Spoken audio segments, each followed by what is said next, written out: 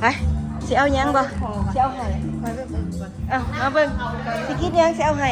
ไปเตะสิพวกเขาสิกินข้าวนี่ๆสิกินข้าวได้นี่นะดีว้าวเบิ่งของกิน ค่อยเบิ่งมันก่อน โดยเบิ่งก่อนนะเอาเบิ่งก่อนเบิ่งก่อนเบิ่งก่อนซิสเตอร์เบิ่งเด้อมีหยังแน่เบิ่งก่อนไม่ตู้ว่าเบิ่งก่อน เอาถ่วง โอ้มีหลายอันหลายแนวเด้หลายอันหลายแนวเด้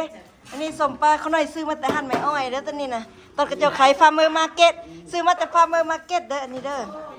นี่แม่นอย่าหั่นไม้อ้อยนะตอนกระเจ้ามีฟาร์มเมอร์มาร์เก็ตก็จะเห็นโอ้ขอบคุณพระเจ้าโอ้นี่เด้อกินข้าวโดยฮะโดยเขาน้อยบ่ได้เฮ็ดแต่เขาน้อยซื้ออยู่หั่นไม้อ้อยตอนฟาร์มเมอร์มาร์เก็ตแซ่บอยู่เด้เขาน้อยคือโดยเอาหลายๆโลดโดยเพิ่นมีอาหารหลายอยู่เด้เอาโลดโดยเส้นแซ่บขอบคุณพระเจ้าสบายดีสบายดีที่มากินข้าวอีแม่สิพาไปจะไปกินข้าวแล้วสิพาไปกินข้าวโดยขอบใจเลยซิสเตอร์ขอบใจหลายๆพระเจ้าไว้พรโอเคกินแล้วก็ไปยันบ่ทันหั่นน่ะบ่กินบ่ยันแล้วเราบอกเฮา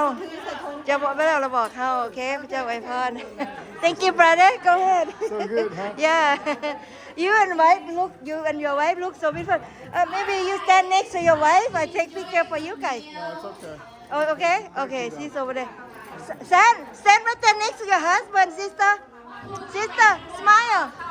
1 2 3 hold on 1 2 3 Thank you God bless you yeah โอเคกินข้าวกันเด้อพี่น้อง